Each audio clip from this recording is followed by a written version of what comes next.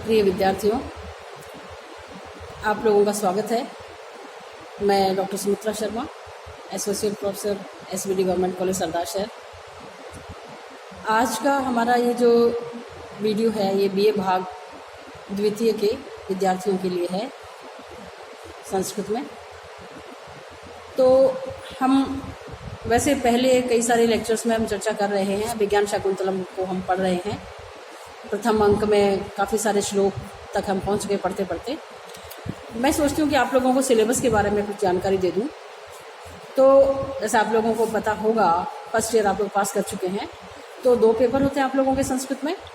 ऐसे ही second year में भी आपके बीए भाग द्वितीय में भी 2 प्रश्न पत्र हैं, और प्रश्न पत्र जो संस्कृत में लिखा हुआ होता है।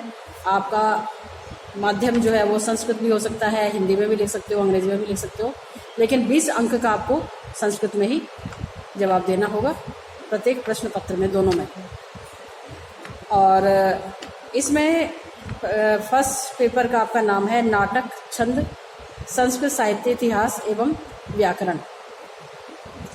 तो नाटक जो है पहली इकाई में आता है आपका 1 से 4 तक नाटक। हम लोग अभिज्ञान शाकुंतलम पढ़ रहे हैं। ये आपका नाटक है, प्रथम प्रश्न पत्र की पहली इकाई का। ये आपकी पुस्तक है अभिज्ञान शाकुंतलम, कालिदास विरचित है। 1 से 4 अंक तक पहली इकाई में है, और उसके आगे 5 से 7 अंक तक है आपकी इकाई 2 में। और उसके बाद तीसरी इकाई में है अभिज्ञान शाकुंतलम में प्रयुक्त सभी छंद, लक्षण और उदाहरण सहित उसको आप लोगों को याद करना होगा। तो पहले तो आप संस्कृत में उस छंद विशेष का लक्षण याद करेंगे, फिर आप उसको हिंदी में समझेंगे, उसके बाद उसका उदाहरण आप संस्कृत में लिखेंगे, और उसके बाद हिंदी में उसको समझाएंगे कि कैसे कैसे कहाँ पर क्यों इसमें ये वाला छंद है। इकाई 4 में आप पढ़ोगे व्याकरण, जिसमें है प्रत्यय विशेष रूप से। तो कृत प्रत्यय हैं, तद्धित प्रत्यय हैं और स्त्री प्रत्यय हैं। कृत में तव्य, तव्य, नियर, क्यप, न्यत, त्रिच इत्यादि इत्यादि कई सारे प्रत्यय हैं। और उसके बाद में तद्धित प्रत्यय आते हैं, जिसमें है मतुप, इन, ठक, त्व, तल इत्यादि। और फिर स्त्री प्रत्यय है, इनके कई सारे सूत्र दिए हुए हैं जिनको उदाहरण सहित आप लोगों को याद करना है। 5वीं इकाई में आपको पढ़ना है संस्कृत साहित्य का इतिहास।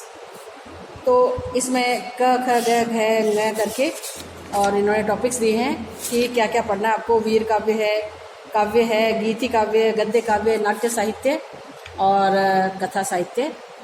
ये आप लोगों को इसमें संस्कृत साहित्य के इतिहास में पढ़ना है। इसके बाद में फिर आपका दूसरा पेपर है, इसमें है, इसका नाम है वैदिक साहित्य, गद्य साहित्य एवं व्याकरण। तो वैदिक साहित्य में आप लोगों को पढ़ना है ऋग सूक्त संग्रह, एक पुस्तक हुआ करती है, जिसमें से आपको ऋग्वेद के कुछ सूक्तों का अध्ययन करना है,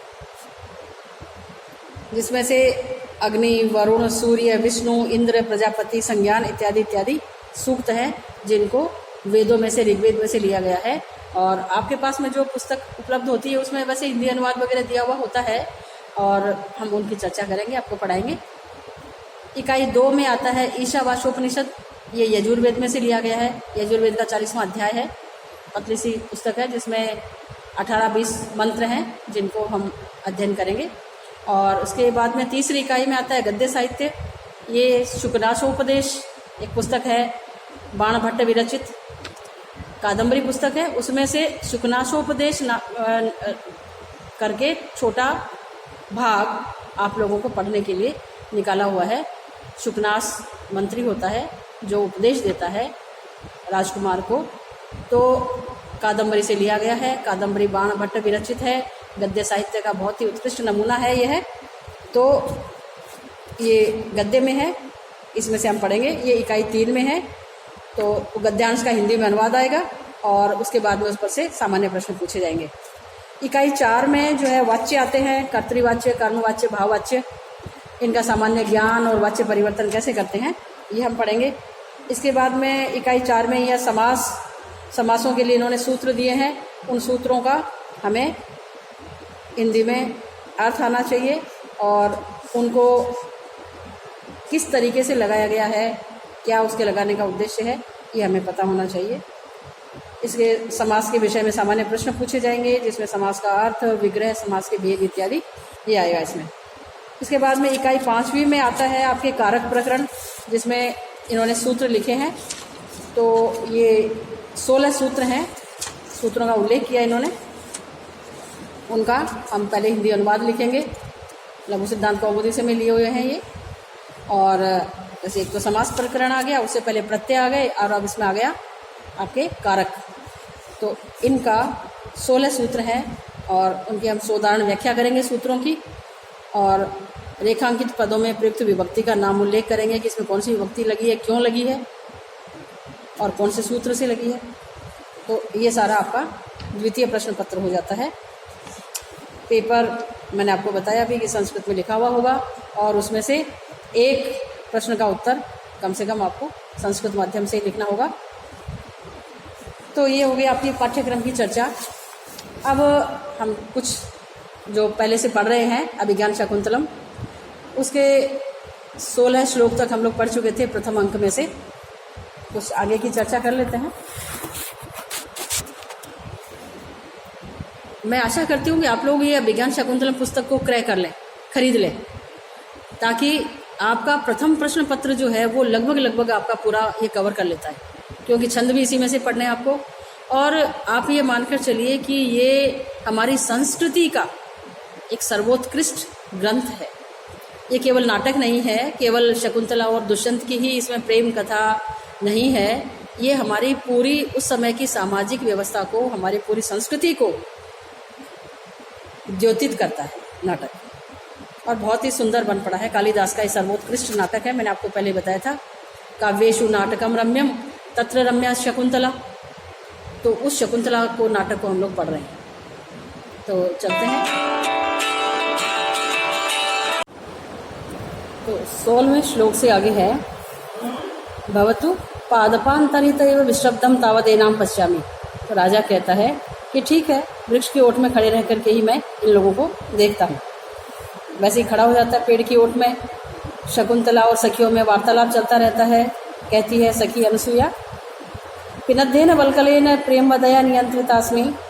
अत्यंत कसकर बांधे हुए वल्कल वस्त्र से मैं कसी गई हूँ, नियंत्रित हो गई हूँ। और बांधा किसने? प्रियम वदया। ये 2 सखियाँ हैं शकुंतला की, एक तो अनसुईया और दूसरी प्रियमवदा। कई लोग इनका गलत उच्चारण करते हैं, अनुसुईया और अनुसुईया, और शुद्ध शब्द क्या है?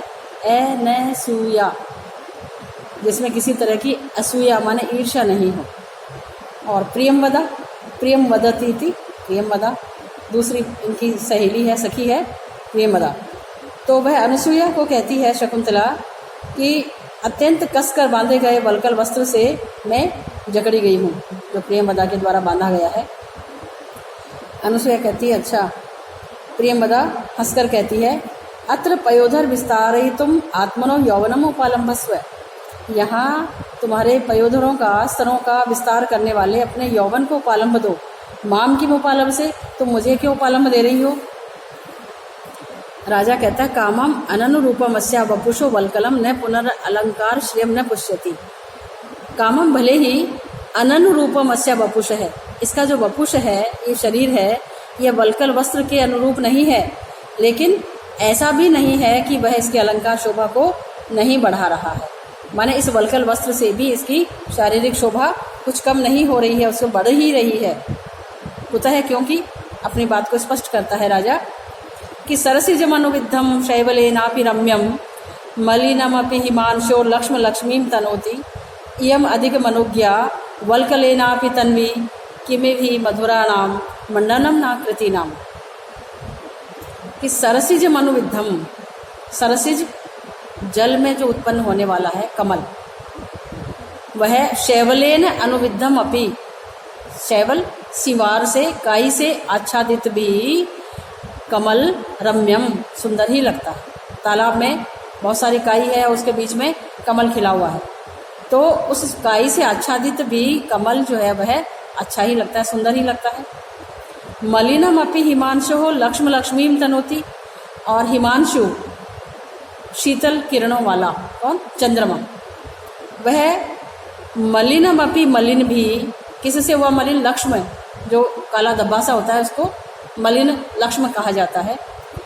तो चंद्रमा जो है वह मलिन, उसका लक्ष्म भी, उसकी दाग भी, कलंक भी, लक्ष्मीम तनोति, उसकी लक्ष्मी शोभा को बढ़ाता ही है। चंद्रमा का मलिन दाग भी उसकी शोभा को, चंद्रमा की शोभा को बढ़ाता ही है। इयम अधिक मनोज्ञा वल्कलेनापि तन्वी, यह तन्वंगी, यह शकुंतला अधिक मनोज्ञा, अधिक सुंदर ही लग रही है। किससे? वल्कलेन। ये जो वल्कल वस्त्र इसने धारण किया हुआ है, इससे यह सुंदर ही प्रतीत होती है। क्यों? किमिव ही मधुरा नाम मंडनम नाकृति नाम, कि जिनकी आकृति मधुर होती है उनके लिए कौन सी चीज़ मंडन नहीं होती, सजाने लायक नहीं होती, आभूषण नहीं होती, उनके लिए सजावटी सामान नहीं होती। किनके लिए? जिनकी प्राकृतिक रूप से आकृति मधुर है, उनके लिए वो कैसा भी पहन ले उनसे वह सुंदर ही लगता है। और इन 2-3 बातों के द्वारा उन्होंने अपनी बात को सिद्ध किया राजा ने। शकुंतला और सखियां वो तो अलग से ही अपनी, उनका वार्तालाप चल रहा है। राजा पेड़ की ओट में खड़ा हुआ सुन रहा है, सब बातें देख रहा है, सुन रहा है। शकुंतला कहती है सामने की तरफ देखकर, एष वातेरित पल्लवांगुली भी त्वरयतीव माम केसर वृक्षक है यावदेनम संभाव्यामी। ये हवा से हिलती हुई पल्लव रूपी उंगली से त्वरयति इव, मानो शीघ्रता सा कर रहा है केसर का वृक्षक पौधा। मतलब क्या हुआ कि हवा चल रही है तो हवा से वो जो छोटा सा केसर का पौधा है वह पौधा हिल रहा है। तो इसको यूँ लग रहा है कि जैसे वह उंगली से मुझे बुला रहा है कि पहले मेरे पास आओ। यावदेनम संभाव्यामी, तो मैं पहले उसके पास में चलती हूँ। शकुंतला कहती है सखियों को, घूम जाती है। प्रियंवदा कहती है शकुंतले अत्रैव तावन मुहूर्तम तिष्ठ, सखी जरा यहीं पर पल भर के लिए रुको। शकुंतला कहती है किम निमित्तम, क्यों?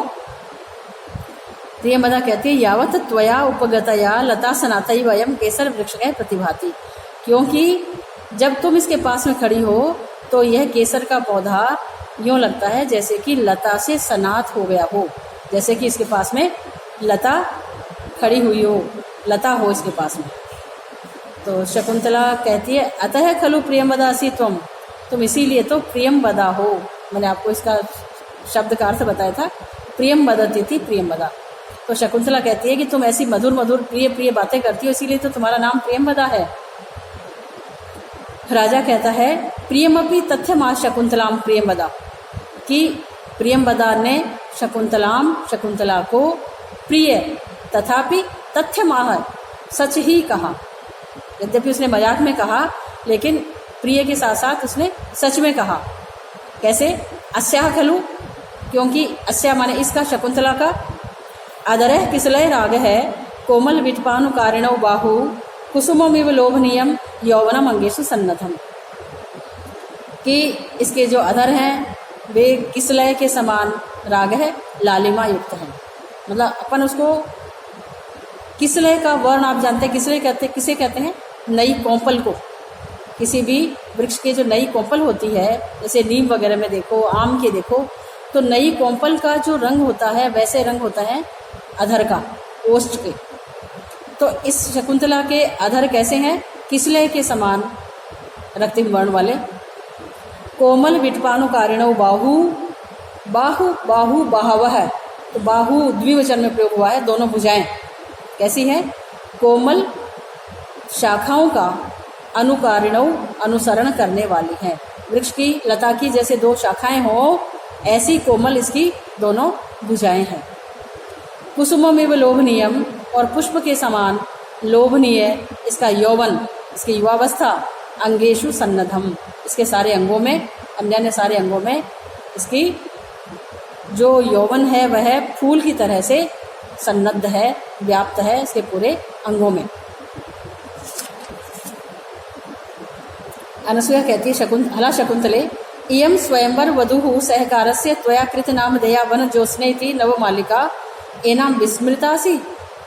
शकुंतले, यह स्वयंवर वधु जिसने स्वयंवर अपनी मर्जी से जिसने वर का चयन किया है, सहकार का, सहकार कहते हैं आम के पेड़ को, आम्र वृक्ष की यह जो स्वयंवर वधू है, इसने आम के वृक्ष का अपने वर का स्वयं वर्ण किया है, चयन किया है, ऐसी नवमालिका जिसके तुमने नाम रखा है वन ज्योत्सना इति, वन की चांदनी, वन ज्योत्सना कृत नाम दिया तुमने जिसका नाम रखा है, ऐसी इस नवमालिको क्या तुम विस्मृता सी, क्या तुम भूल गई हो?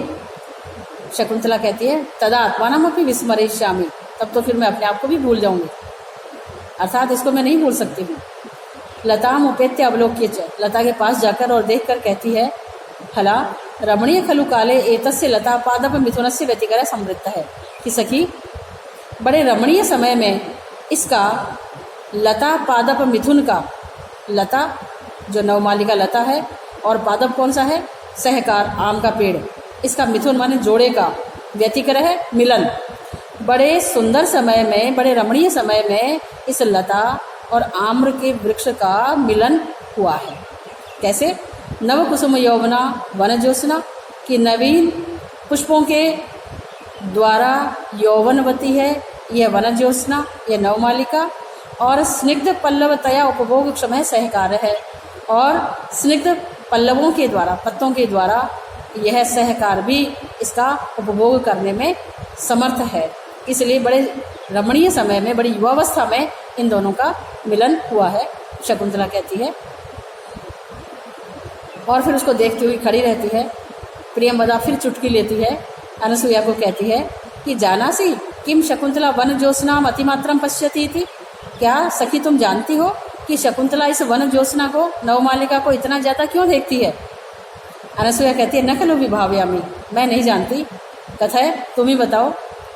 ये आपको परीक्षा में भी कई बार पूछ लिया जाता है कि चरित्र चित्रण, कई बार पूछते हैं राजा दुष्यंत का या नायक का चरित्र चित्रण कीजिए, कई बार कि अभिज्ञान शाकुंतलम नाटक की नायिका का चरित्र चित्रण कीजिए। तो हम जानते हैं कि नायक कौन है इसके नाटक के, दुष्यंत, नायिका कौन है, शकुंतला, और जो सहनायिकाएं हैं दोनों वो कौन सी हैं, अनसुईया और प्रियंवदा।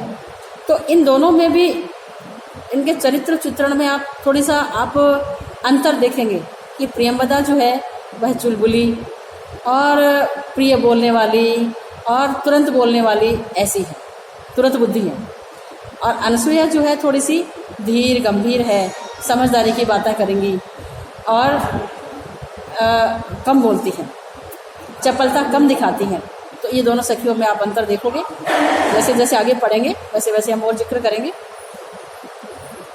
तो आगे प्रियंवदा कहती है यथा वन ज्योत्सना अनुरूपेण पादपेन संगता अपि नाम एवं अहमपि आत्मनोनुरूपम वरम लभेयति, कि जैसे इस वन ज्योत्सना ने अपने अनुरूप पति को प्राप्त कर लिया है, इसी तरह से मैं भी अपने अनुरूप पति को प्राप्त कर लूँ, इसलिए ये देखती है उसको बड़ी लालसा से।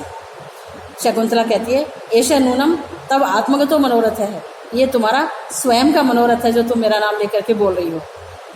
ऐसा कह करके और उसे कलशों में, कलश से पानी डालती है पौधों में। इसके बाद में फिर थोड़ा सा अलग प्रसंग शुरू होगा। आज के लिए बस इतना ही, धन्यवाद। और आप लोग, मैं इतना आप लोगों से अनुरोध करती हूँ कि इसको साथ साथ पढ़ते रहें। मैं साथ में आपके कंटेंट भी भेज रही हूँ और ये वीडियो भी आप देखें और इनको साथ साथ पढ़ते रहें। धन्यवाद।